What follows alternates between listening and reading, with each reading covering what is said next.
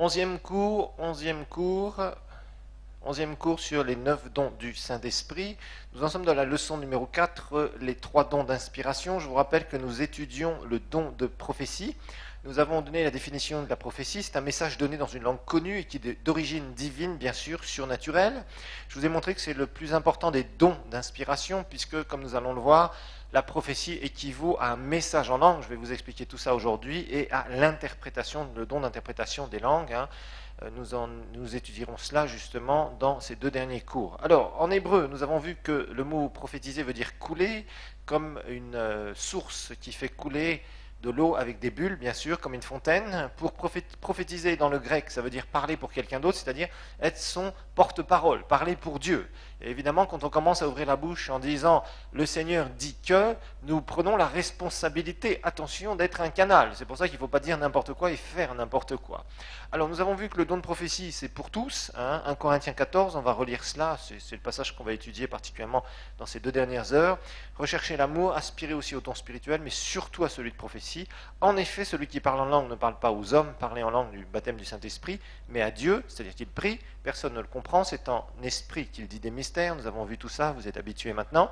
Celui qui prophétise, au contraire, parle aux hommes, les édifie, les exhorte, les console. Celui qui parle en langue s'édifie lui-même, celui qui prophétise édifie l'Église. Je veux que vous parliez tous en langue, mais encore plus que vous prophétisiez, car celui qui prophétise est plus grand que celui qui parle en langue, à moins que ce dernier n'interprète, pour que l'Église en reçoive l'édification. Alors, nous avons vu que le don de prophétie, il y a un simple don de prophétie, une prophétie simple ou une simple prophétie.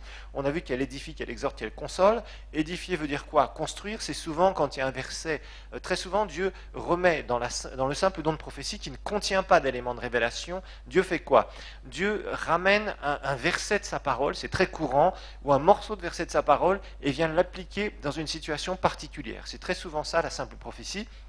Elle nous édifie à ce moment-là, c'est-à-dire que d'un seul coup, nous comprenons, nous avons une lumière sur un verset biblique, nous disons « Ah, c'est vrai, j'avais lu ça, mais d'un seul coup, pouf, tu le comprends et ça te donne une explication sur ce verset. » Une autre chose, ça exhorte. Exhorter, je vous rappelle, c'est ramener quelqu'un sur le droit chemin. Par exemple, un pécheur qui ne connaît pas Dieu, l'amener sur le droit chemin du Seigneur, ou quelqu'un qui s'est écarté, effectivement, ou qui est en train de s'écarter de la voie du Seigneur. D'un seul coup, il reçoit une prophétie et il commence à se sentir repris quelque part, réprimandé par le Seigneur quelque part, par le Saint-Esprit, et d'un seul coup, il revient sur le droit chemin. Ça sert à cela. Et puis la consolation, c'est quand quelqu'un est affligé, quand quelqu'un passe par un moment très difficile dans sa vie. Dieu est là et le réconforte au travers du don de prophétie. Et je vous ai montré donc que ce simple don de prophétie n'a pas d'élément de révélation. Alors par contre, à partir du moment où il y a un prophète, parce que tout le monde peut recevoir une prophétie, si vous êtes baptisé du Saint-Esprit, le tout c'est de dire au Seigneur, Seigneur, je veux être utilisé par toi, Seigneur, je veux être un canal de ta puissance, de ta présence, je veux être un canal, Seigneur, parle au travers de moi. Ça c'est une bonne prière, c'est excellent, faites cette prière, dites à Dieu, je veux vraiment être disponible, je veux comprendre, Seigneur, comment les choses fonctionnent, etc., etc. Et franchement, priez ce genre de prière. Alors maintenant, nous avons vu qu'il y a aussi une différence entre celui qui prophétise et le prophète, le ministère de prophète. Et nous avons regardé ça, et nous avons vu que, par exemple, Paul en parle dans 1 Corinthiens 14, nous l'avons vu aussi dans Actes, chapitre 21, où on parle des jeunes filles, donc des filles de Philippe, l'évangéliste, qui avaient des filles qui prophétisait, et puis on voit Agabus, un prophète. Donc on voit la différence entre les deux. Et un ministère de prophète, bien sûr, quand il donne des prophéties, ça va beaucoup plus loin. Et il y a tout le temps, quasiment tout le temps, des éléments de révélation quand un prophète donne une prophétie.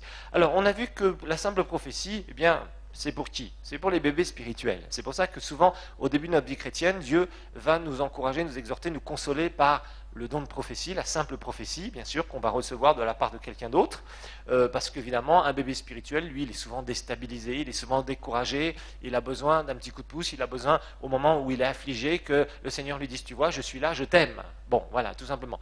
Mais au bout d'un moment, Dieu veut qu'on grandisse. Et si on ne grandit pas, Dieu ne nous donnera plus, nous exhortera plus de cette façon-là, nous consolera plus de cette façon-là, parce que maintenant, évidemment, il y a sa parole que nous devons apprendre à connaître et à pratiquer. Alors, nous en étions dans la mauvaise utilisation du don de prophétie, parce qu'on a vu autant une prophétie, quand elle est donnée à bon escient, quand elle est donnée sous l'inspiration du Saint-Esprit, quand elle est là, que les gens sont ouverts, d'un seul coup, les gens sont touchés, vraiment, ça les remet sur le droit chemin. Moi, je sais que, par exemple, dans ma vie chrétienne, tout au début, j'avais beaucoup de doutes, j'avais beaucoup de difficultés, je ne comprenais rien du tout pendant des années. Et puis, les premières années, le Seigneur a commencé vraiment à me parler par prophétie. C'était une petite église, où on était une petite église de Pentecôte en France, mais on avait 3-4 personnes qui vraiment exerçaient souvent le don de prophétie dans l'église, et c'était d'un grand réconfort dans le Seigneur, parce que dans une église, normalement, on doit voir le don de prophétie, entre autres, être manifesté, pas seulement, mais c'est un des dons qu'on doit voir régulièrement. Et franchement, j'ai souvent été réconforté, j'ai souvent été éclairé aussi, j'ai souvent été exhorté aussi, au travers du don de prophétie, mais au bout d'un moment, il n'y avait plus rien, parce que normalement, au bout d'un moment, on doit absorber la parole, on doit commencer à marcher par la foi, on doit obéir à la parole. Si on refuse d'obéir à la parole, le Seigneur, au bout d'un moment, ne nous donnera plus ce genre de don. Mais autant une prophétie, c'est super, quand c'est vraiment reçu, ça fait du bien, on ressort, on est fortifié, encouragé, exhorté, etc., consolé. Autant quand c'est faux, ça peut nous amener partout et nulle part. Ça peut nous amener dans des naufrages. Ça peut nous amener dans des endroits où c'est terrible, où on croit avoir reçu une parole du Seigneur parce que quelqu'un a dit, le Seigneur dit qu'il faut que tu fasses ceci ou cela, etc., etc. Et évidemment, une fausse prophétie, ça arrive. Dans l'Ancien Testament, Dieu avait prévenu et Dieu punissait très sérieusement les prophètes qui prophétisaient des choses qui étaient fausses. Ils étaient punis de mort. Vous imaginez un peu, frères et sœurs. Des gens qui étaient punis de mort. On aurait beaucoup de chrétiens et de manipulateurs qui seraient morts aujourd'hui, vous imaginez, si on était sous l'Ancien Testament. Parce qu'il y a beaucoup de gens, justement, qui font n'importe quoi et qui manipulent au travers du don de prophétie. Et ça, c'est honteux.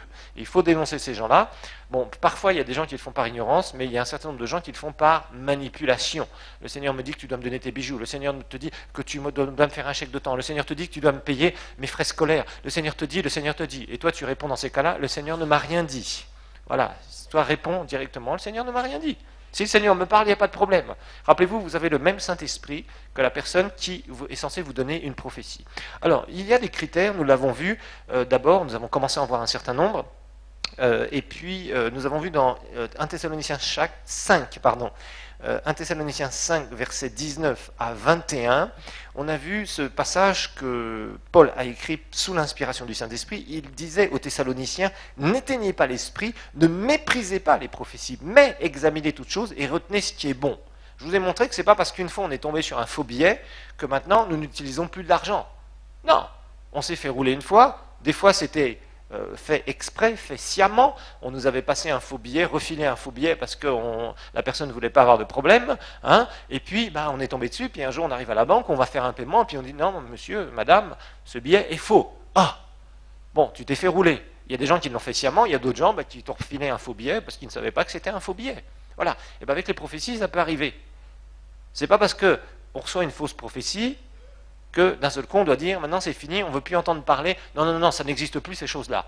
Parfois on a été blessé par des fausses prophéties, mais peu importe. L'important c'est de savoir, de discerner la vérité. C'est ça qui est important. C'est ça que je veux vous enseigner dans cette leçon. Donc ici on voit bien, autant les Corinthiens, eux, c'était du style à dire le Seigneur dit que, le Seigneur dit que, le Seigneur dit que, le Seigneur dit que, vous devez tout croire, c'est le Seigneur qui a parlé. Et ils faisaient n'importe quoi. Il y avait des fausses révélations, jusqu'à ce que Paul leur dise, si quelqu'un dit que Jésus est maudit dans une prophétie, vous n'allez pas croire quand même que c'est une révélation qui vient du Saint-Esprit. Par contre, les Thessaloniciens, eux, c'était non, ces trucs-là, ça n'existe pas. Nous, les prophéties, qu'est-ce que c'est que ces machins-là? Et Paul leur dit, non, soyez équilibrés. Voilà. Donc, il faut dans nos vies chrétiennes être équilibrés, être ouvert à la vie de l'esprit, mais ne pas être dupe non plus. Qu'on ne nous fasse pas gober la mouche ou gober l'œuf, comme ça, d'un seul coup. Non. On doit savoir ce qui va rentrer dans notre bouche, entre guillemets.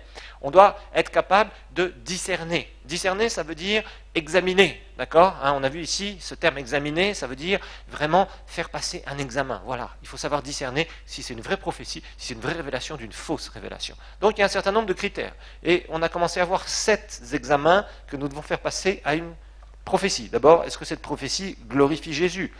Ça, c'est très important. Nous l'avons vu. 1 Corinthiens chapitre 12 verset 3, Paul en parle, et il est clair qu'à partir du moment où le Saint-Esprit parle, Jean 16 verset 14, il prend des choses de Jésus et il nous les annonce, nous les transmet. Donc obligatoirement, la gloire doit revenir à Jésus. Ça doit toujours être centré sur Jésus. Je vous rappelle cette personne qui m'a écrit un jour où il me disait qu'il se demandait si c'était une vraie prophétie, qu'il y a quelqu'un qui lui avait dit que le Seigneur ferait de lui quelqu'un d'aussi célèbre que Bob Marley. Mais évidemment, nous savons, ce genre de prophétie, ce n'est pas une vraie prophétie. Okay ? Alors, deuxième chose, est-ce qu'elle est scripturaire ? Et là, on a vu évidemment, là c'est un peu plus difficile, parce que là, il faut avoir une connaissance de la parole de Dieu, et surtout au niveau des alliances. Alors on a entendu toutes sortes de choses à propos de Chroniques 7.14, à propos aussi de Jean qui était là dans un groupe de prière qui vous dit, voilà, il y a quelqu'un qui est dans le péché parmi nous, donc les cieux sont fermés, Dieu a mis des verrous au ciel, tant que la personne ne se lève pas et ne se repent pas publiquement, nous ne pouvons pas prier, nos prières n'iront pas au-dessus du plafond, et c'est faux. Parce que nous avons une alliance individuelle. Vous voyez, bon, il y a toutes sortes de choses comme ça, où on prend des choses qui paraissent bibliques, mais qui sont sous les anciennes alliances, et on essaie de les amener au travers de la prophétie. Donc ça, méfiez-vous de ça aussi, c'est tout à fait classique comme piège. Alors ensuite, est-ce qu'elle rend témoignage à notre esprit?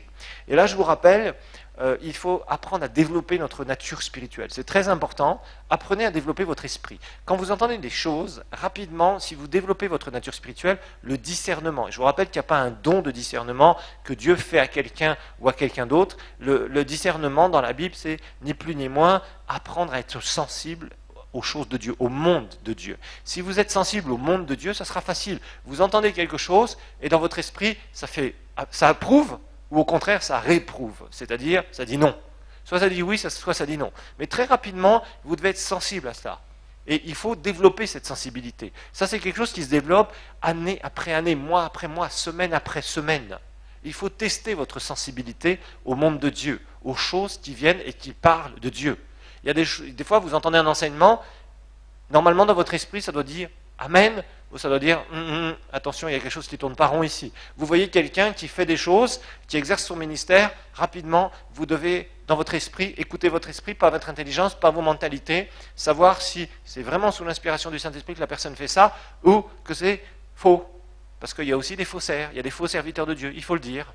Bon, vous entendez une prophétie, d'un seul coup, vous sentez dans votre esprit s'il y a une approbation. S'il y a une désapprobation, laissez. Si vous avez un malaise, laissez. Donc, est-ce qu'elle rend témoignage à votre esprit? Ça, c'est très important. Il y a vraiment cette intuition, ce développement, spirituel, qui est très important. Je crois qu'on s'en était arrêté au 3e point, c'est ça? Hein, c'est ça. Alors, 4e point, c'est est-ce qu'elle s'accomplit? Est-ce qu'elle s'accomplit? Est-ce qu'elle s'accomplit? Alors là, évidemment, on parle de prédiction, c'est-à-dire de prophéties qui ont des éléments de révélation, parce que c'est sûr qu'une simple prophétie, il n'y a pas besoin d'avoir un accomplissement, puisque c'est exhortation, consolation consolation et édification. À ce moment-là, il n'y a pas d'élément de révélation, donc il n'y a rien à accomplir. Par contre, il y a des prophéties où il y a des éléments de révélation, et s'il y a des éléments de révélation, ça veut dire qu'il y a une prédiction sur le futur. Si une prophétie annonce quelque chose de futur, si ça s'accomplit ou si ça ne s'accomplit pas. Donc là, il faut faire attention. Jean 16, verset 13, on revoit encore ce verset, c'est très important. Quand il sera venu, lui, Jean 16, verset 13, l'Esprit de vérité, il vous conduira, littéralement, il vous guidera dans toute la vérité. Car ses paroles ne viendront pas de lui-même, mais il parlera de tout ce qu'il aura entendu et il vous annoncera les choses à venir. Il vous annoncera les choses à venir. Donc c'est clair que dans la prophétie, parfois, il y a des éléments de révélation sur notre futur. Et si quelqu'un vient vous dire, voilà ce que le Seigneur va faire avec toi, c'est très bien, gloire à Dieu, c'est super, mais est-ce que ça va s'accomplir? Ou si quelqu'un prédit des événements à venir, par exemple, le retour de Jésus a été souvent prédit, je ne sais combien de fois. Vers les années 1988 aux États-Unis, on en riait bien des années plus tard, mais c'était triste à l'époque. Il y a des gens qui avaient prédit le retour de Jésus, parce que Israël s'était reconstitué, était redevenu une nation en 1948, et comme Jésus avait dit dans Matthieu 24, il ne se passera pas une génération avant que tous ces événements arrivent, ils en avaient déduit qu'il allait y avoir 40 années, entre 48 et 88, et donc il y avait des gens qui s'étaient levés, des soi-disant prophètes, qui avaient annoncé ça dans les journaux, qui avaient fait publier ça dans des journaux populaires, donc que les gens achetaient partout sur la rue, et ils disaient, voilà, à telle date, tel jour, tel mois, 1988, Jésus va revenir. Alors certains petits malins s'étaient dit, comme Jésus revient, je vais aller utiliser ma carte de crédit, je vais aller faire des emprunts à la banque, comme ça, comme je vais être enlevé avec l'Église, je n'aurai pas à rembourser ces prêts. Et évidemment, Jésus n'était pas revenu. Et se retrouvait dans la confusion. Et croyez-moi, donc vous voyez, ça, ce genre de prédiction, normalement, est inconditionnel. Si quelqu'un annonce tel événement, si quelqu'un dit il va y avoir un tremblement de terre dans tel endroit, si quelqu'un dit il va y avoir ça et ça. Alors maintenant, ils sont devenus un peu plus prudents quand même, parce qu'il y a eu beaucoup de faussaires qui ont été dénoncés. Et les gens donc sont un peu plus prudents sur les prédictions, parce qu'il y a des prédictions, on ne peut pas se tromper. Bon, il y a des choses qui sont conditionnelles. Rappelez-vous que si par exemple, il y a dans une prophétie un élément de parole de sagesse, à ce moment-là, il va y avoir quoi? Il va y avoir souvent des conditions à cette parole de sagesse, d'accord? Donc c'est pas maintenant, si quelqu'un prédit un événement qui est inconditionnel, comme par exemple le retour de Jésus, là je suis désolé, si ça ne s'accomplit pas, eh bien c'est la confusion, c'est normal. Vous voyez, donc il faut faire attention. Si quelqu'un dit qu'il va y avoir une famine dans tel endroit, etc., bon d'abord, je vous ai montré que ça c'est pour que le corps de Christ réagisse. Si quelqu'un prophétise un mouvement aussi de réveil, eh bien ça doit s'accomplir aussi. On doit voir qu'il va se passer telle ou telle chose à ce moment-là. Alors je vous rappelle, dans Deutéronome 18, on revient rapidement aussi sur ce verset, que Dieu réservait au sort des faux prophètes, de ceux qui annonçaient des choses qui étaient fausses. Deutéronome 18, versets 20 à 22. Deutéronome 18, versets 20 à 22. Mais le prophète qui aura l'audace de dire en mon nom une parole que je ne lui aurais pas commandé de dire, ou qui parlera au nom d'autres dieux, ce prophète-là sera mis à mort. Peut-être diras-tu dans ton cœur, comment reconnaîtra-t-on que la parole que l'Éternel n'aura pas dite? Quand le prophète parlera au nom de l'Éternel et que sa parole ne se réalisera pas et n'arrivera pas, ce sera une parole que l'Éternel n'aura pas dite. C'est par audace, c'est-à-dire il l'aura fait de lui-même et il aura osé le faire, utiliser le nom de Dieu, que le prophète leur a dit, tu n'en auras pas peur. Tu n'en auras pas peur. Bon, par exemple, dans 1 Samuel 10, Samuel va prédire un certain nombre de choses à Saül. On ne va pas lire ce passage parce qu'il est trop long, mais dans 1 Samuel 10, Dieu, au travers de Samuel, va dire à Saül, voilà, il va se passer ça, quand tu vas partir, il va se passer ça, tu vas rencontrer une troupe de prophètes, tu vas prophétiser, tu vas faire ceci, tu vas retrouver tes années, etc., etc. Il y a toutes sortes de choses que Dieu va lui dire à l'avance et qui vont s'accomplir. Bon, Agabus, dans Acte 11, nous l'avons vu, il prophétise une famine. Et cette famine, effectivement, arrive. Donc on voit, tout ça, ce sont des prophéties qui se réalisent. Le corps de Christ qui réagit. Dans Acte 21, Agabus encore va prédire des choses à Paul. Il dit, si cet homme monte à Jérusalem, voilà ce qui va se passer. On va l'attraper, il va être lié, etc., etc., etc. Donc on voit qu'il y a des prophéties avec un certain nombre de choses qui s'accomplissent, et gloire à Dieu, ça, ce sont des vrais prophètes. Vous savez, des gens qui se disent prophètes, il faut les éprouver. Jésus en a parlé dans Matthieu 7, ça c'est important, Matthieu 7, parce que quand on parle d'accomplissement, on parle automatiquement de quoi? On parle de prédiction. Donc prédiction, ça veut dire annoncer à l'avance le futur. Et quand on annonce à l'avance le futur, eh bien, il y a des choses qu'on doit voir chez quelqu'un. Vous savez, il y a des gens qui sont reconnus dans le ministère de prophète, mais je dois dire, il y en a beaucoup plus qui s'annoncent comme prophètes qu'ils sont réellement prophètes. Il y a beaucoup de gens, franchement, il y a beaucoup de gens qui s'annoncent prophètes, prophète machin, prophète truc, prophète bidule. On reconnaît l'arbre à son fruit, on ne reconnaît pas l'arbre à son titre. Malheureusement, il y a beaucoup de gens qui marchent avec les titres parce que le pasteur, maintenant, c'est devenu commun, il faut être au-dessus du pasteur. Alors le prophète est au-dessus du pasteur. Pourquoi pas l'apôtre aussi? L'apôtre est au-dessus du pasteur aussi, vous voyez. Donc les gens se mettent beaucoup de titres de plus en plus parce que finalement, au travers des titres, on essaie de voir un peu la hauteur du ministère, entre guillemets. Alors, vers chapitre 7, verset 15, Jésus dira la chose suivante. Matthieu 7, 15. Gardez-vous des faux prophètes, ils viennent à vous comme des brebis, mais au-dedans ce sont des loups ravisseurs. Vous les reconnaîtrez par leurs fruits. Cueille-t-on des raisins sur les épines ou des figues sur des chardons? Tout bon arbre porte de bons fruits, tout mauvais arbre porte de mauvais fruits. Un bon arbre ne peut pas porter de mauvais fruits, ni un mauvais arbre porter de bons fruits. Tout arbre qui ne produit pas de bons fruits est coupé et jeté au feu. Regardez bien verset 20, c'est donc à leurs fruits. On parle ici des prophètes, donc la plupart des gens qui disent des prédictions que vous les reconnaîtrez. C'est donc à leurs fruits que vous les reconnaîtrez. Ok?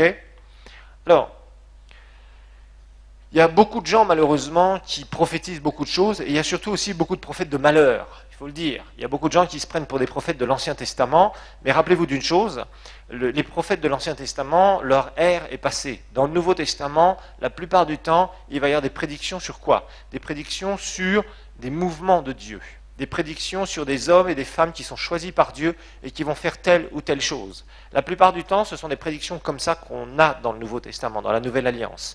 Il n'y a plus de prophètes comme avant dans l'Ancien Testament, parce que dans l'Ancien Testament, rappelez-vous, ils avaient une alliance nationale. Donc évidemment, ils annonçaient des choses à l'avance pour Israël, pour le territoire d'Israël et pour les Israélites. Okay? Aujourd'hui, nous sommes disséminés sur toute la terre en tant que peuple de Dieu sous la Nouvelle Alliance, et Dieu donne certaines prédictions, mais plus sur des mouvements qui vont se produire quelque part, dans tel ou tel endroit, et des serviteurs de Dieu que Dieu va établir d'une façon très spéciale. C'est principalement ce qu'on a dans le Nouveau Testament. Alors, maintenant, c'est pas parce que quelqu'un s'est trompé qu'il est faux prophète. Il ne faut pas non plus tomber dans l'excès inverse. Vous voyez la différence. Un prophète aussi peut faire des erreurs. Kenneth Hagin disait, parfois ça m'est arrivé de me tromper. Pourtant, il a été reconnu comme prophète pendant bien des années, mais des fois il s'est trompé. Des fois il s'est trompé. Comme tout le monde. Rappelez-vous que le canal est faillible. C'est pas parce que quelqu'un a dit quelque chose et qu'il s'est trompé que forcément il faut mettre faux dessus. D'accord ? On reconnaît l'arbre à son fruit, mais de temps en temps il peut y avoir un fruit qui n'est pas bon. Voilà. C'est pas parce que vous avez un ou deux fruits qui est mauvais sur une multitude de bons fruits que vous devez couper l'arbre. Non, ça arrive qu'il y ait un ou deux fruits qui soient mauvais, oui. Alors maintenant, évidemment, s'il n'y a que des mauvais fruits, là par contre l'arbre est pourri. Ça c'est clair. Ça veut dire que c'est un mauvais arbre. Les gens qui annoncent ceci, qui annoncent cela, il y a beaucoup de prophètes de malheur qui annoncent tous les cataclysmes. Ou alors maintenant, à chaque fois qu'il se passe quelque chose dans le monde, on essaye de retrouver des bandes sonores ou des vidéos. Maintenant, ça devient la mode. Et en disant, ah oui, tel serviteur de Dieu en avait parlé, il y aurait tel problème. Oui, d'accord, mais ça, pour moi, c'est pas de la prophétie, c'est pas de la prédiction, ça. La prédiction, c'est quelqu'un que Dieu envoie spécifiquement, il va donner un message particulier et ça va s'accomplir. C'est pas une fois que ça s'est passé qu'on essaye de rechercher en disant ah oui, parce que bon, on peut tous dire dans une prédication, eh bien vraiment le monde va mal, les tremblements de terre vont venir, certainement sur les îles. Si quelqu'un avait dit ça il y a quelque temps, on aurait dit mais bien sûr ça s'est passé à Haïti, donc il avait prophétisé. Et non, ça pour moi c'est pas de la prophétie.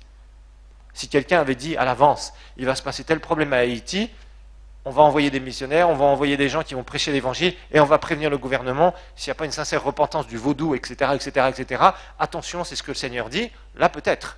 Là on peut dire effectivement, c'était une prédiction, c'est quelqu'un qui a été envoyé par le Seigneur et qui a dit telle ou telle chose. Mais pour l'instant, j'en vois pas beaucoup des gens comme ça. J'aimerais bien vraiment en voir. Des Agabus, j'aimerais bien en voir. Prophétise une famine et l'Église amène une solution. Ça me plairait vraiment. Ça, c'est vraiment le genre de prophète que je voudrais voir. Par contre, les prophètes qui vous annoncent que la terre entière va se casser la figure, que l'économie va se casser la figure, c'est pas une grande prophétie.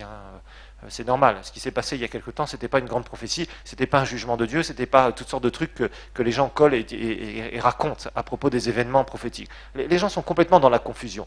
Notre rôle, c'est d'aller prêcher Christ au maximum. Notre rôle, c'est pas d'aller voir s'il y a tel ou tel événement qui s'est passé et savoir s'il n'y a pas quelqu'un qui en a parlé juste avant. Ou alors, notre rôle, si quelqu'un est vraiment envoyé par Dieu, qu'il prophétise à l'avance certains événements, qu'il apporte des solutions et qui motive le corps de Christ pour qu'il y ait des solutions. C'est pour ça que la plupart du temps, les vrais prophètes vont prophétiser des mouvements du Saint-Esprit qui vont arriver d'une façon puissante, qui vont bouleverser toute une région de la terre, qui vont amener tout un pays à se remettre en question, plein de gens vont se convertir et il va y avoir une transformation de la nation. Ça oui, gloire à Dieu pour ce genre de prophétie, parce qu'à ce moment-là, ça encourage le corps de Christ et les gens se motivent et on va beaucoup plus loin. Alors maintenant, il est évident aussi qu'il y a certaines prophéties qui sont conditionnelles dans nos vies, nous le savons. Certains d'entre vous, vous avez reçu des prophéties, le Seigneur vous a dit, voilà, je veux faire ça et ça de ta vie, tu as vraiment reçu des confirmations. Rappelez-vous, quand ça parle d'avenir, vous devez recevoir des confirmations. D'accord ? Ne prenez pas une prophétie, quelqu'un vous dit, voilà, tu seras ceci, tu seras cela, etc. Bon, ok, c'est très bien tout ça, mais qu'est-ce que le Seigneur t'a dit à toi ? Toi, tu as le Saint-Esprit aussi. Donc, si on vous donne une prophétie sur votre avenir, ne faites jamais une chose. N'agissez pas sur cette prophétie. Jamais. Ne faites jamais ça. Demandez d'abord, en général, Dieu vous aura parlé avant, mais il va venir avec quelqu'un qui va vous donner cette révélation. Pourquoi ? Tout simplement pour vous encourager. Pour vous dire, voilà, je t'ai bien parlé, tu as bien compris ce que je t'ai dit. Principalement, ça va être ça. Principalement, la prophétie qui va annoncer l'avenir dans notre vie spirituelle, ça va être une prophétie où déjà Dieu nous a parlé. Mais il y a quelqu'un qui va venir que Dieu va envoyer spécifiquement pourquoi ? Mais pour nous encourager, parce que nous avons besoin, surtout dans des moments charnières de notre vie. D'accord ? Si vous recevez une révélation sur l'avenir, que quelqu'un va vous dire, qu'elle soit vraie, qu'elle soit fausse, n'agissez pas dessus. vous demandez des confirmations au Seigneur. Le Seigneur va vous donner des confirmations et Dieu vous prouvera que si c'est vraiment de lui ou pas. Alors maintenant, numéro 5, est-ce que la prophétie suscite une élévation ou une dégradation de l'onction quand elle est donnée? Est-ce que la prophétie numéro 5 suscite une élévation ou une dégradation de l'onction quand elle est donnée?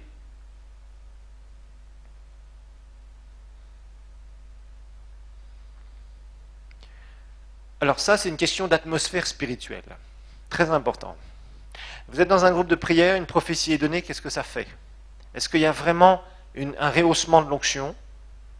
Est-ce qu'il y a quelque chose qui est en train de se passer? Vous êtes dans une église, une prophétie est donnée. Est-ce qu'il y a un rehaussement de l'onction? Ou au contraire, d'un seul coup, est-ce qu'on a l'impression que tout est bloqué et les gens sont... Qu'est-ce qui se passe? Ça, c'est une question de sensibilité spirituelle. Vous avez toutes sortes de gens comme ça, qui donnent des prophéties. Il y en a qui donnent des vraies prophéties, c'est super, et on voit vraiment, ça rajoute quelque chose au niveau de l'onction au moment même où la prophétie est donnée. Quand Dieu parle, normalement, il y a quelque chose qui se passe dans l'atmosphère spirituelle. Quand c'est la chair qui parle, ça coupe tout. Et si c'est le diable qui utilise des gens, ça coupe encore tout. Je me souviens un jour, à l'époque, on était encore à l'hôtel là-bas, et il y avait une dame, une brave dame, une brave sœur, qui se prenait pour une prophète. Et puis, vous savez, souvent, ce genre de gens font le tour des églises. Et ils essayent de créer un nid quelque part où ils peuvent poser leur tête et essayer de manipuler.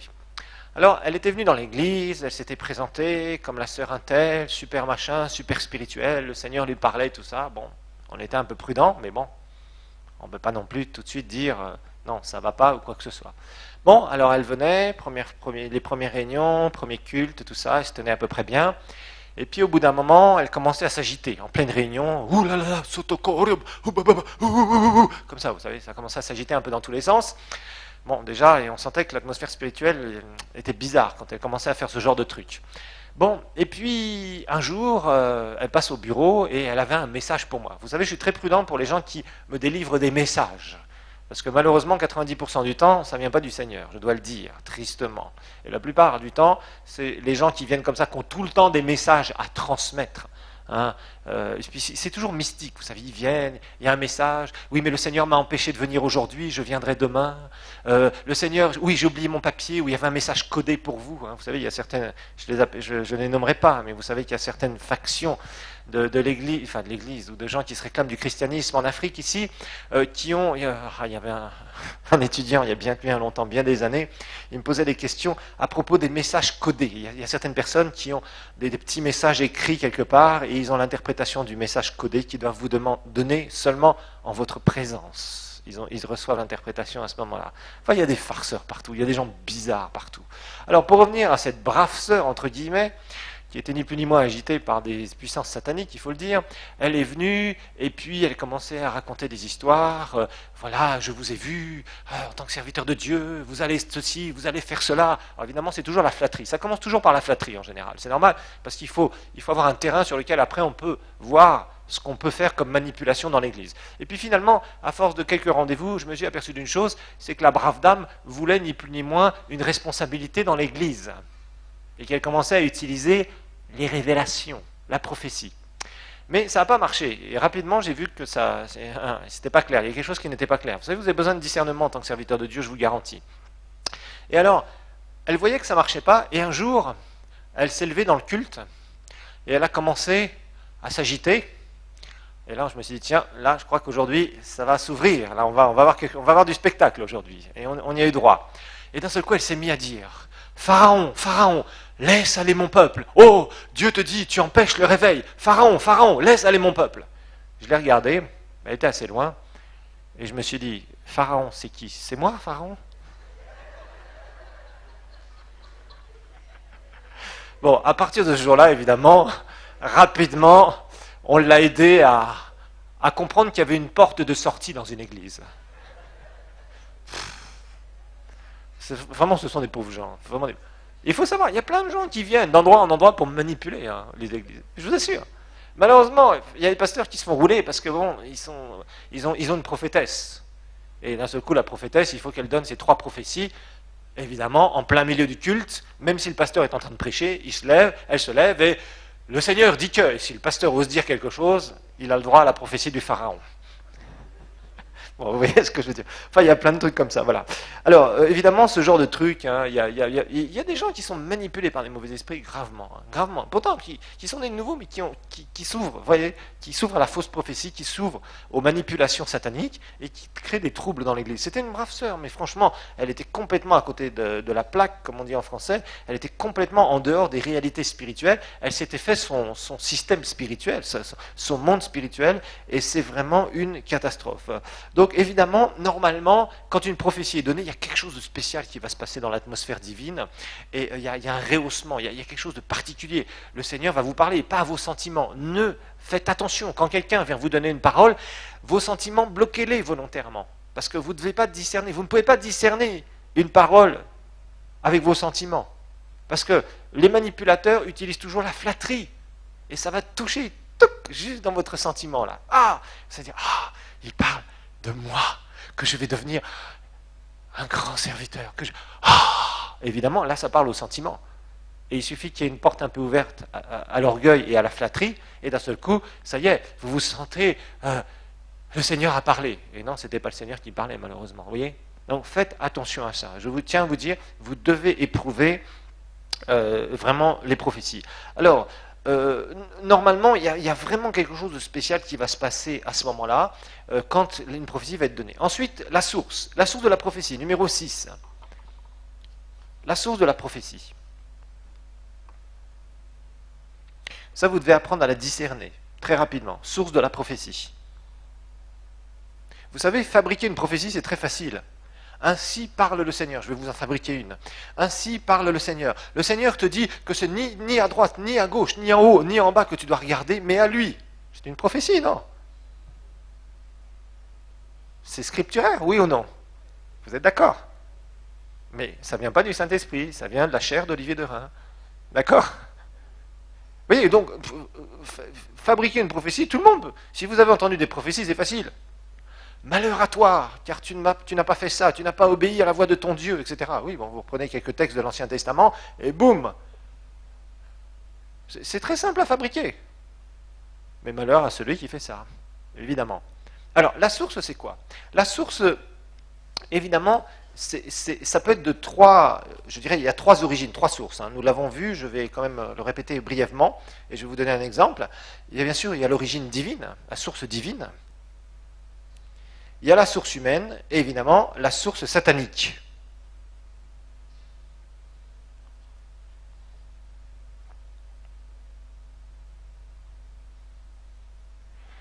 La source divine, la source humaine et la source satanique. Alors la source divine, c'est simple. De toute façon, même quand vous recevez une prophétie, je vous ai expliqué.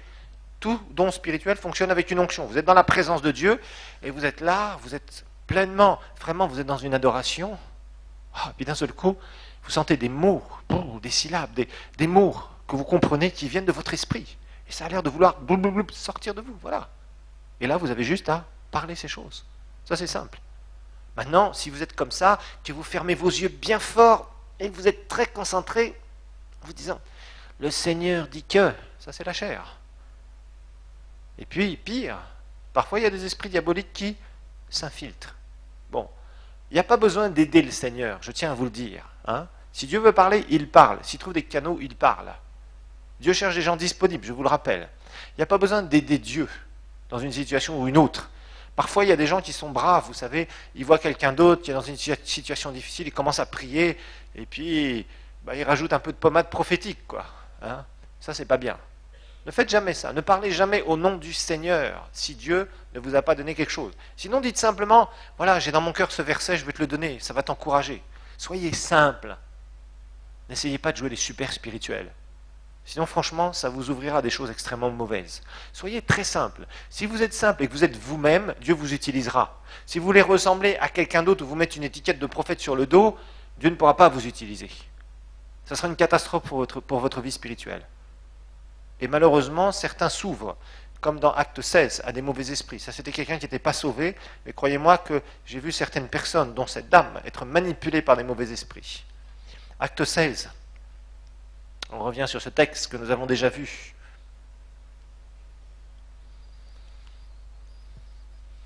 Acte 16, verset 16. Comme nous allions au lieu de prière, une servante qui avait un esprit de python et qui par ses divinations procurait un grand profit à ses maîtres vint à notre rencontre. Elle se mit à nous suivre, Paul et nous, et criait « Ces hommes sont des serviteurs du Dieu Très-Haut, ils vous annoncent la voie du salut. » Elle fit cela pendant plusieurs jours. Paul, excédé, se retourna et dit à l'esprit « Je t'ordonne au nom de Jésus-Christ, sors d'elle. » Et il sortit à l'heure même.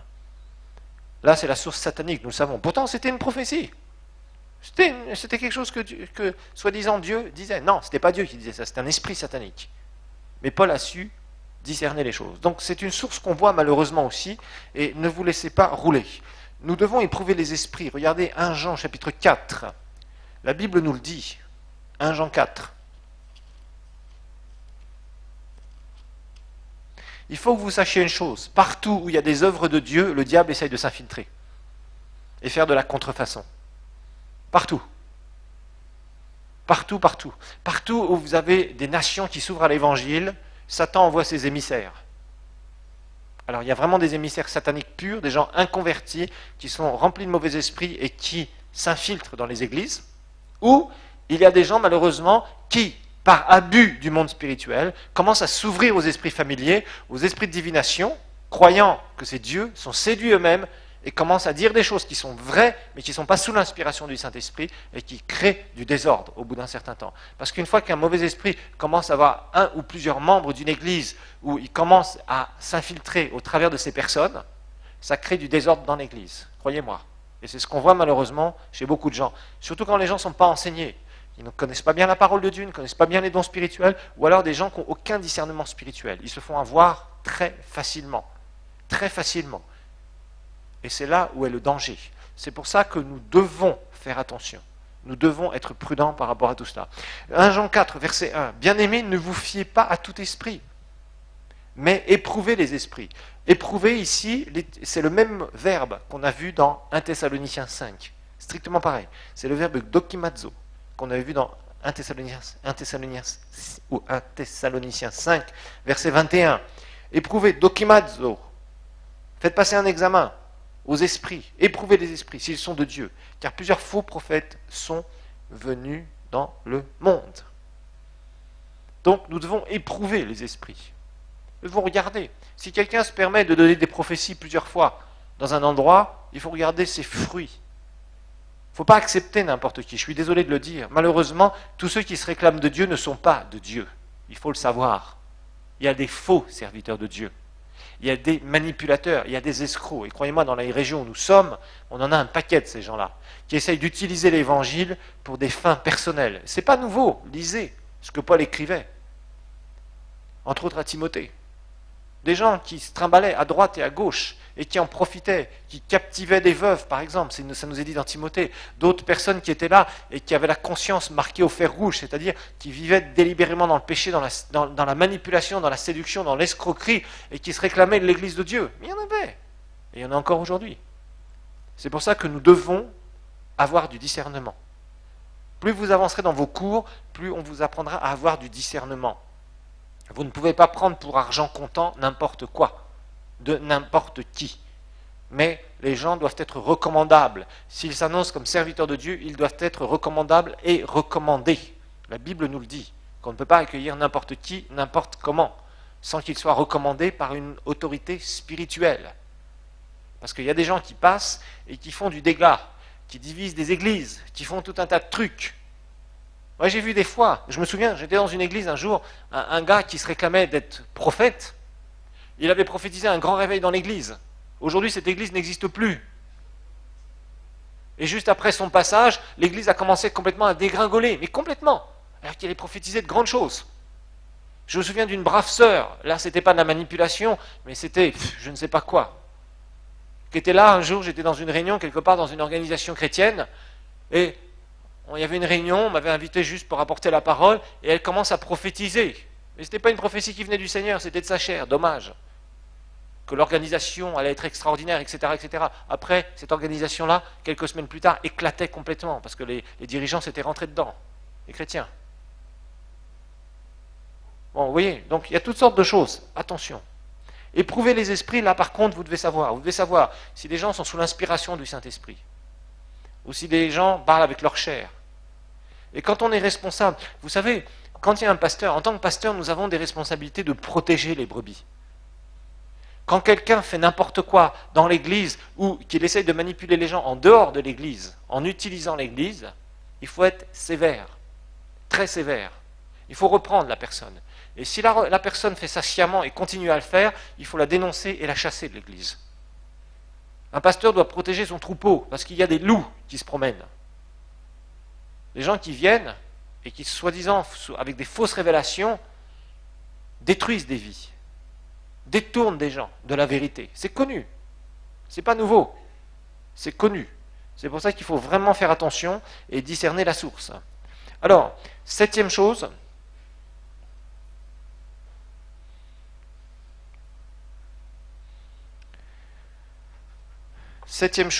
c'est regarder si la personne qui prophétise régulièrement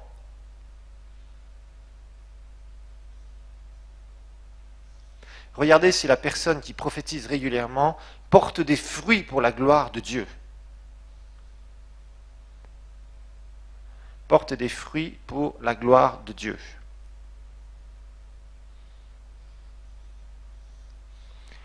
Alors, ça revient un petit peu à ce qu'on a dit un peu tout à l'heure, j'avais débordé un peu sur le sujet, mais quand même, c'est important. Si quelqu'un exerce le don de prophétie régulièrement dans l'Église, regardez ses fruits. Si quelqu'un se dit prophète, regardez ses fruits. Surtout chez les prophètes. Quelqu'un qui est prophète a une puissante onction. Ce n'est pas une machine à prophétiser. Ce n'est pas quelqu'un qui est là en train de dire « Ainsi parle le Seigneur, ainsi parle le Seigneur, ainsi parle le Seigneur. Venez à mes réunions, je vous donnerai tous une prophétie personnelle. » Non, non, ça c'est pas un prophète. Ça c'est un faux prophète. Ou c'est quelqu'un qui a dévié. Un vrai prophète va recevoir des révélations, c'est vrai, et il ne va pas réfléchir. Rappelez-vous qu'une révélation s'impose. J'ai lu comme ça un livre de quelqu'un que beaucoup reconnaissent comme prophète, mais personnellement je ne le reconnais pas comme prophète, c'est un Américain. Et cet homme, j'ai lu un de ses livres, et il dit, voilà, le livre que j'ai écrit vient de révélations que j'ai reçues alors que je méditais sur un sujet. Désolé, ça ne marche pas comme ça. Pas d'accord avec ça. Une révélation s'impose, une révélation c'est comme l'Apocalypse. Tu es là, d'un seul coup, piouf, tu es ravi en esprit, tu reçois une vision. Il y a 3 types de visions, nous le verrons. Et à ce moment-là, le Seigneur te parle spécifiquement et te dit, voilà, je t'envoie, tu vas écrire ça, tu vas annoncer ça à mon peuple. Là, je n'ai pas de problème avec ça, si c'est vrai, bien sûr. Mais quelqu'un qui réfléchit sur un sujet et qui complète sa révélation, ça, je suis désolé, c'est pas scripturaire. Aucun des prophètes de l'Ancien Testament ne recevait des choses comme ça. Et il marchait par révélation. Et ça, c'est valable pour nous aussi. Il faut être bien clair. Donc, il faut voir les fruits. Quand il y a un ministère prophétique, il faut regarder la puissance de Dieu. Il faut regarder s'il y a de puissantes conversions. Il faut regarder si ce qu'il a annoncé s'accomplit régulièrement. Il faut regarder tous ces fruits. Tous ces fruits. Maintenant, s'il fait quelques erreurs, je vous ai dit, il ne faut pas dire que c'est un faux prophète. D'accord? Mais il faut être clair. Il ne faut pas mettre des titres sur n'importe qui. Il faut regarder ses fruits. À court terme, à moyen terme, à long terme. Moi, je vois des gens qui se disent prophètes, et dans toutes ces années de conversion que j'ai maintenant, plus d'un quart de siècle, j'ai vu des gens qui ont annoncé ceci, qui ont annoncé cela. Certains, vraiment, ça s'est accompli. Mais la plupart d'entre eux, ça ne s'est jamais accompli. Et il y a des gens, à chaque fois qu'ils passent quelque part, l'église s'éclate après.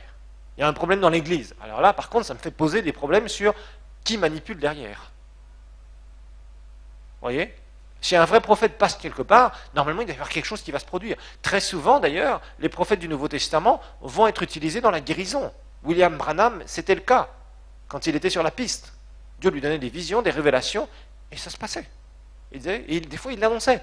Un jour il a annoncé comme ça, à propos d'une résurrection, et c'était incroyable. Il avait annoncé ça quasiment dans toutes les villes des États-Unis où il était passé. Et quelques mois après, il était en Europe, et paf, ça s'est accompli tel quel. Ça donne du crédit à un ministère de prophète d'une façon énorme. Hagin a vécu aussi beaucoup de choses, Kenneth Hagin, de ce côté-là, où il a annoncé certaines choses et ça s'est accompli. et des choses qu'il faisait dans certaines réunions où Dieu lui montrait, d'un seul coup lui donnait ce qu'il lui a appelé des mini-visions, où il voyait certains esprits démoniaques opprimer des gens, rendre des gens fous ou des cancers à phase terminale, etc. Et il chassait ces mauvais esprits, et d'un seul coup les personnes étaient guéries. Parce qu'il voyait dans le monde spirituel. Ça, il n'y a pas de problème avec ça. Moi, j'ai aucun problème avec ça, et je dis gloire à Dieu pour ce genre de personnes. Mais les gens qui vous racontent tout et n'importe quoi, où il ne s'accomplit rien du tout, où ils font tout ce qu'ils ont envie de faire, ni plus ni moins par manipulation ou parce qu'ils ont envie d'avoir un titre de prophète, ça je suis désolé, je ne suis pas d'accord. Et j'ai vu aussi des gens, malheureusement, être vraiment utilisés dans le domaine de la prophétie et des révélations, et d'un seul coup vouloir aller trop vite et se mettre eux-mêmes dans le titre de prophète et se casser complètement la figure. Et ça, c'est dommage. C'est Dieu qui donne l'onction. Je vous rappelle que ce n'est pas parce que quelqu'un reçoit des prophéties régulièrement qu'il va être dans un ministère de prophète. Loin de là. C'est énormément de responsabilités. Ce genre de ministère, je vous le rappelle, nous l'avions vu dans le cours sur les ministères, il y a énormément de responsabilités. Alors, une petite conclusion sur le ministère de prophète. Regardons 1 Corinthiens 14, au verset 29 et 30. Il y a aussi quelque chose qui est important, qui est une caractéristique d'un vrai prophète.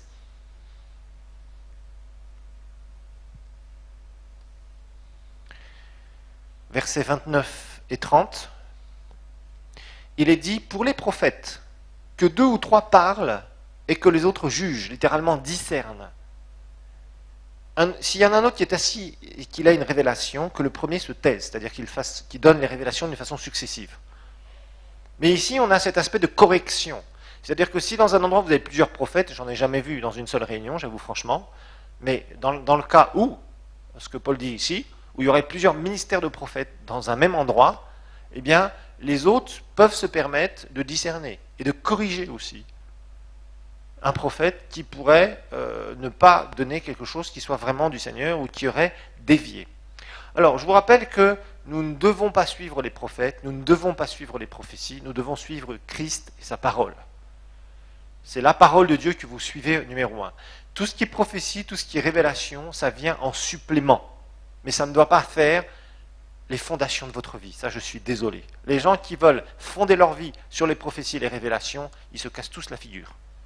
Ça, je vous le garantis. Au début, tout a l'air d'être extraordinaire, et quelques temps après, tout tombe par terre. Et j'en ai vu un paquet de ces gens-là, malheureusement.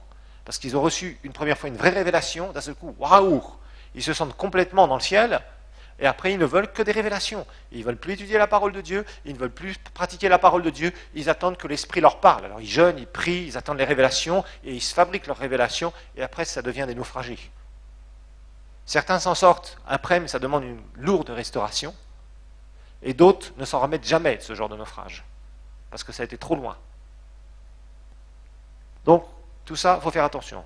Alors, je voulais aussi vous donner pour conclure sur le don de prophétie, je voulais vous donner quelques directives. Bon, d'abord, comme nous l'avons vu, si une prophétie a passé tous ces examens-là, si on voit que la personne qui donne la prophétie est quelqu'un de recommandable, vraiment, on doit retenir la prophétie, et c'est très bon. Retenir une prophétie, c'est bon, si elle est du Seigneur, tout ça, ça va vraiment nous faire avancer, et ça va vraiment être d'une grande bénédiction pour nous. Alors, maintenant, il y a une chose que vous devez savoir. En tout cas, moi je donne un conseil très important par rapport à la prophétie. Nous faisons des réunions. Ça peut être des réunions dans un groupe de prière, ça peut être des réunions dans les églises. Comment est-ce que d'une façon pratique, on peut donner une prophétie? Est-ce que par exemple, en pleine prière, quelqu'un va se lever et dire « Ainsi parle le Seigneur ». Vous êtes en pleine prédication, est-ce que quelqu'un peut se permettre de dire, il se lève en disant « Le Seigneur dit que ». Ou en pleine louange, tout le monde est là en train de louer Dieu, en train de chanter ensemble, il y a beaucoup de bruit, et d'un seul coup la personne dit « Taisez-vous, j'ai une prophétie ». Bon, comment il faut faire? Quel est l'ordre? Dans Corinthiens, Dieu nous dit, au travers de Paul, que c'est un Dieu d'ordre. Alors, la meilleure des choses à faire, et d'ailleurs, éduquez vos gens si vous avez des responsabilités. Si vous êtes responsable d'un groupe de prière, si vous êtes pasteur, si vous faites des réunions et que des gens donnent des prophéties ou veulent donner des prophéties. Bon. Le mieux, c'est que la personne qui reçoit quelque chose du Seigneur vienne voir le responsable, celui qui est en charge de la réunion. Par exemple, si c'est un groupe de prière, qui viennent voir discrètement, pendant la louange, l'adoration, et dire « Frère, voilà, c'est toi qui es en charge du groupe, je respecte ton autorité, mais voilà ce que j'ai reçu du Seigneur, est-ce que je peux le donner? Si c'est en pleine réunion d'église, il faut voir son pasteur et dire, pasteur, voilà, j'ai reçu cette prophétie du Seigneur, je voudrais la donner à l'église, mais je fais ça selon, je respecte ton autorité spirituelle. Faites ça, et je vous garantis, le responsable sera très content. Et d'autre part, vous pourrez donner votre prophétie dans de bonnes conditions. Parce que si tout le monde est en train de louer le Seigneur et que vous voulez donner votre prophétie, comment vous allez faire? Vous allez crier votre prophétie. Ça ne peut pas aller, ça. Ou alors il y a un moment où vous devrez interrompre la réunion de vous-même, mais vous n'êtes pas en charge de la réunion. Vous n'êtes pas le leader. Vous n'êtes pas celui qui est supposé diriger la réunion, donc vous ne pouvez pas interrompre la réunion. Donc le mieux, c'est d'aller voir le responsable au moment où le temps se passe, le temps de la réunion se passe, et vous lui dites, j'ai reçu ça. Et à ce moment-là, qu'est-ce que va faire le responsable? S'il juge que c'est une vraie prophétie, d'abord, ça c'est bien, d'abord ça vous permettra de vous soumettre à votre autorité spirituelle, et en même temps, à ce moment-là, qu'est-ce qui va se passer? Le responsable de la réunion, si c'est le pasteur quand c'est une réunion d'église, si c'est le responsable du groupe de maison, il va dire, s'il vous plaît, frères et sœurs, voilà, il y a le frère untel ou la sœur untel qui a reçu une prophétie, on va lui laisser la donner. Comme ça, tout le monde est concentré, tout le monde va écouter. La prophétie va être donnée, et chacun va écouter son cœur pour voir si ça lui parle personnellement. Parce que Dieu va s'adresser à quelqu'un. Et après, une fois que la prophétie est donnée, la personne qui est en charge de la réunion dit, voilà, bon, on va prier ces choses, si ça a touché le cœur de quelqu'un, si par exemple c'est quelqu'un, si ça s'adressait à un inconverti, bon, il y a une personne qui a été touchée par cette parole, qu'elle puisse s'approcher, on peut prier pour elle, etc., etc. Oui, ça fait de l'ordre. Dieu est un Dieu d'ordre, Dieu n'est pas un Dieu de désordre. C'est les personnes qui sont responsables d'une réunion, d'un groupe de prière, d'une réunion d'église ou quoi que ce soit, qui doivent pouvoir savoir quand il faut faire le silence pour qu'une prophétie ou une révélation puisse être donnée. Et à ce moment-là, la personne donne la révélation, la prophétie, et ça marche tout seul. Il y a un ordre à établir. D'accord? Parce que sinon, c'est une catastrophe. Moi, des fois, je me souviens, j'étais dans des églises où tout le monde criait, tout le monde parlait en langue, tout le monde faisait, puis d'un seul coup, il y a quelqu'un qui se mettait à crier sa prophétie. Alors les gens ils disaient, attends, on est en train de prophétiser. Chut. Les gens commençaient à se calmer, mais ça faisait un peu... Vous savez, c'est comme si une voiture roule vite et d'un seul coup, on donne un grand coup de frein quelque part, quoi. Ça fait un peu bizarre. Donc, allez voir si vous recevez des révélations, si vous recevez une parole spécifique, même ça peut être une parole de connaissance. Et c'est bon, la personne qui est en charge de la réunion fait faire le silence dans l'église ou dans le groupe de prière, et dit, voilà, il y a quelqu'un qui a reçu une parole de connaissance, il va dire ce qu'il a reçu du Seigneur. Et la personne donne cela. Ça peut être par exemple pour un cas spécifique. Il y a quelqu'un ici qui a tel problème, etc., etc. Et si vous recevez une parole comme cela, ce n'est pas à vous de continuer la réunion. Soyez soumis. Vous arrêtez. Si le responsable dit, écoute, si tu ressens de faire un appel ou quoi que ce soit, ou pour la prière ou quoi que ce soit, fais-le. Ou si c'est le responsable de la réunion qui va faire ça, c'est à lui de le faire. Mais à ce moment-là, vous montrez une soumission à l'autorité spirituelle. Je vous dis une chose, si vous commencez à prophétiser dans tous les sens, à faire n'importe quoi, Dieu ne vous utilisera plus. La Bible nous dit que l'esprit des prophètes est soumis aux prophètes. Hein, on va voir ce texte-là un peu plus tard, parce qu'on va commenter un Corinthiens 14. Mais sachez une chose, une prophétie, vous pouvez attendre avant de la donner. L'onction restera sur vous. Par contre, si vous attendez trop longtemps, l'onction partira et vous perdrez la prophétie. Ça, c'est sûr. Moi, ça m'est arrivé des fois parce que je n'avais pas cette foi. Pour conclure, Romains 12, verset 6, à propos de la foi et de la prophétie. Romains 12, verset 6. Mais faites attention à l'autorité spirituelle qui est en charge au moment où vous êtes dans une réunion. C'est très important de la respecter. Si vous la respectez, Dieu vous donnera de la promotion et Dieu continuera à vous utiliser. Si vous commencez à faire tout et n'importe quoi, Dieu ne vous utilisera plus. Parce que Dieu nous utilise dans l'ordre. J'ai vu des gens comme ça. Ils avaient vraiment une sorte de cœur rebelle qui se développait, ou d'orgueil spirituel, malheureusement, parce que Dieu commençait à les utiliser. Et après, ils n'étaient plus utilisés par Dieu. Si aujourd'hui tu es moins utilisé par le Seigneur, il faut que tu te poses des questions. Pourquoi est-ce que Dieu t'utilisait beaucoup pendant une période, et Dieu t'utilise beaucoup moins dans les dons dans cette période-là? Qu'est-ce qui s'est passé entre-temps? Est-ce que c'est toi qui vraiment a beaucoup baissé dans le domaine de ton engagement avec le Seigneur, ou est-ce qu'au contraire, tu as développé une sorte d'esprit rebelle? Et à chaque fois, tu faisais n'importe quoi avec ce que le Seigneur te donnait. C'est une responsabilité de recevoir des choses de Dieu, frères et sœurs. peut pas se permettre de faire tout et n'importe quoi avec. Il y a un temps pour les donner. Mais vous avez une autorité spirituelle qui est en charge de la réunion. Et si vous-même, vous êtes cette autorité spirituelle, il est mieux...